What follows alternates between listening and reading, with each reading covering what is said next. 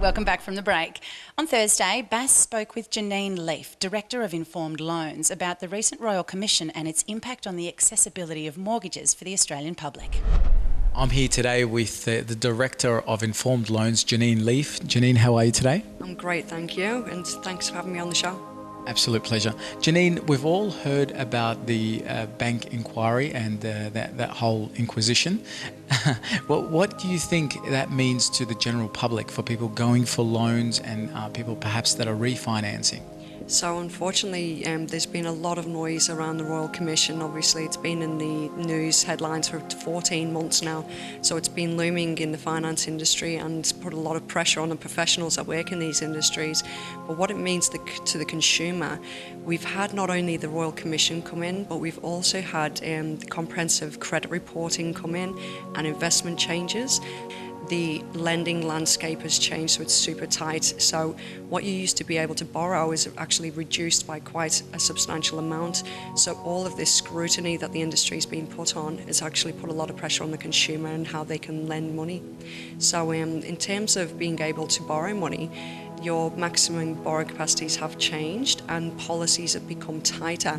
So what that means when going to get a loan from a lender is it's beneficial to use a broker, and this is the irony with the Royal Commission, is they're trying to say not to use a mortgage broker, but you need a mortgage broker more than ever, because it's up to us to look at your best interest duty and look at what your requirements are, and we've got all of these lenders that we can use that are then suited to your specific needs. It's been said that since the Royal Commission, there's actually been more leverage given to the banks rather than to the people. And instead of that, the transparency that people are seeking, banks have actually got more control in making it harder for lending. Well, it's not that they've got more control. They are trying to take back market share. So ultimately, 56% of loans that are settled actually come through the broker channel. So that's how important mortgage brokers are to the major lenders. So it's the irony in that they're trying to get rid of the brokers because they want more market share. But are the lenders actually giving you that one-on-one customer service? And they don't. And I can say that because I've worked for the major lenders, and that's why I wanted to break out and become a mortgage broker myself, because I know you're stuck with five products with one lender, and as a broker you've got a plethora of all these products and services that will suit someone's requirements than being pushed something that you can't sell. So in terms of the consumer, a broker does play a very vital role in making sure that your financial well-being is taken care of. So the banks, they've profited off the Royal Commission, but in the long run I think, well, they came and they wanted to get rid of trail commission. That was a big one for mortgage brokers. So some of the recommendations that have come out of the Royal Commission, are they, in your view, to serve the public, the general public, or are they going to be more serving the benefits of the banks? So the recommendations, out of the 76 that were made, there were 3 that appertain to the mortgage broking industry, and they were wanting us to abolish trail commission, upfront commission, and then it was about the best interest duty of the client. The best interest duty was about looking after the client's needs, which has always been apparent, but obviously they believe that the trail commissions created an environment where people weren't looking after the client's needs. So moving forward, if trail commissions are abolished and upfront commissions are abolished, what that means to the consumer is that they may now have to pay an upfront fee to get a mortgage broker's services. Now that's to detriment of the consumer, because ultimately mortgage brokers are free at the moment. They're paid by the lender, and they've got all of these lenders to choose from, and then they choose the one that suits the client's needs, and then they're paid for those services. So it's a model that suits the client's benefits at the moment. If they go down that track, we're going to find that consumers are going to be forced to go back into the branches, and potentially the needs are not going to be met, and they're not going to have that customer service that a mortgage broker provides. Well, that suggestion alone, or that recommendation, could actually put brokers out of business and make them out of reach for the general public, and which would then basically make it detrimental both ways. Absolutely, and that's what the fear is that it may drive people to go and get advice from the wrong places. So we have to make sure that we protect the mortgage brokers moving forward, and the MFAA and the FBAA have done a lot of work with the politicians, etc., to make sure that we are protected. So now it's just a case of seeing if it all comes to fruition. Thank you so much for your time, Janine. Thank you. Cheers. Cheers. I'm Bas Tedros for Undercurrent. Lady Lace is a 3 times WA Pin-Up pageant winner. She's off to the US, and Warren spoke with her this week about the pageants she'll be competing in while she's there. Australia's top pin-up model, Nicole Nichols, is off to the United States to compete against some of the best in the world. Known as Lady Lace on stage, Nicole will be representing Australia in the Viva Las Vegas pin-up contest. So I have my burlesque pin-up name, which is Miss Lady Lace, and I created that by looking at my own personality and breaking down who I was. So I wanted to be glamorous and opulent. So those things I wanted to work towards, and being more confident was such a big thing for me. So I used my character and my performance to become a better version of myself. So my interest started when I was about 14 years old. I always felt like I didn't fit in with the traditional way of dressing. I was very interested in costuming. That was a big interest of mine. And then I discovered burlesque through Dita Von Teese, who's probably the world's biggest burlesque performer, which really struck my interest. She was so confident and sensual, and she just embodied everything that I wanted to be. My parents have helped me every step of my journey. Obviously, burlesque is adult in nature, and Sugar Blue Burlesque were offering classes in Perth, and my mum constantly would be calling the woman who runs the school and said, "Oh, please let my daughter do your classes, like anything she's able to do, she'll do." So I started doing their vintage dance classes, their showgirl classes, anything you could do under 18 I was doing at that point. Showgirl dancing at 16, I was in my first performance and in a chorus line, which was just the most incredible experience. I knew then that's what I wanted to do. And then I got to 18, I started performing solo, and I was actually offered a contract with a dance company where I worked for 4 years. I had to make the transition of working with a really close group of friends of mine and branching out from that to create my own business. So that in itself was so much work, and it took so much courage for me to go outside my comfort zone.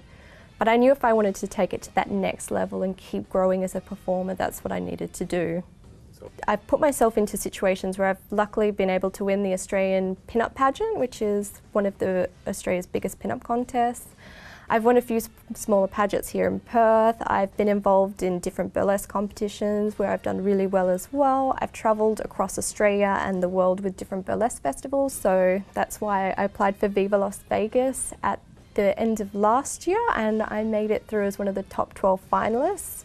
And I'm the only Australian representative there this year, and that's the world's biggest pin-up contest. So the Viva Las Vegas Rockabilly Weekend is the pinnacle of pin-up, burlesque and rockabilly. It's where all the vintage lovers come together in Las Vegas for this huge, I think it's a 4-day festival. There's, at any one time, there's about 4 major events happening at once. I feel like a 1 in 12 chance of winning is pretty good, but at the same time, all the women who are a part of this contest are so deserving. Like, they all have these beautiful backstories that have led them to find who they are in pin-ups. What's next?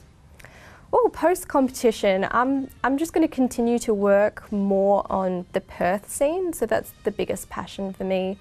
I think I'd like to travel more, but this will always be my home base. I really want to work on developing Perth's burlesque scene, Perth's pin-up scene.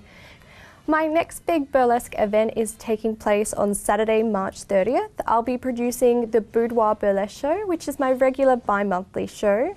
This is an extra special edition as it will be fundraising for my trip in America. So as many beautiful people who can be there as possible would truly mean the world to me. We have a star-studded cast and a whole bunch of Perth performers who have recently just returned from touring across Australia with different fringe festivals and other events, which is really fabulous.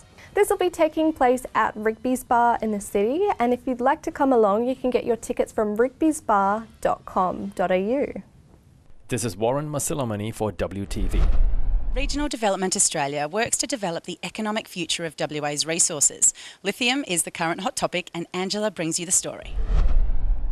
Regional Development Australia has come to Perth and a committee has been set up, and the chair of the committee joins us today, Mr. Keith Ellis. Welcome to the program. Yeah, thanks very much, Angela. It's a pleasure. There's 55 regional development Australian offices around Australia, and in Western Australia there's about 9, and every region has a regional development. We're in Perth. I'm the chair of Perth, and they're all together with their own committees putting together projects. Well, our brief from the federal government is jobs and infrastructure. We all know there's a job crisis, so we actually come up with infrastructure to create jobs. Let's go back to 2014, where we created our driving change document.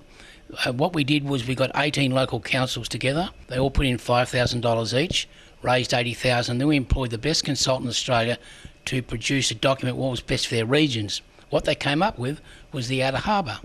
And the Outer Harbour and associated businesses was going to create something like 80,000 jobs. And where would the location of the harbour be? It's in Kwinana, just south of Kwinana, with all the infrastructures there. I mean, Kwinana is a fantastic economic zone. It's very environmental friendly. All the checks and balances have been done.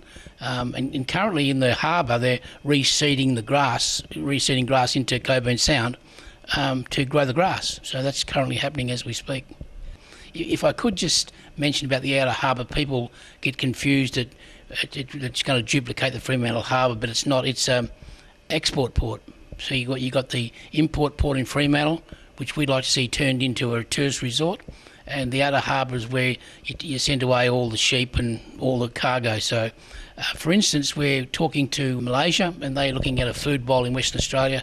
We'll need places in the future to be able to export our goods for the farmers with transports, intermodal sites and that round. So that creates 80,000 jobs just in that one, in latitude 32. So that's where the jobs are created. So what's the hold up there? This is a federal government initiative as opposed to state? Well, it's a bit of both. I mean, there's funding. I mean, everybody's talking about no funding. I suggest that maybe the unions are worried about losing their jobs in Fremantle. They always have the Maritime Union has a big say, and you've got to make sure they get looked after because the union is a very important part of our economy. So what's holding it up is just the general funding.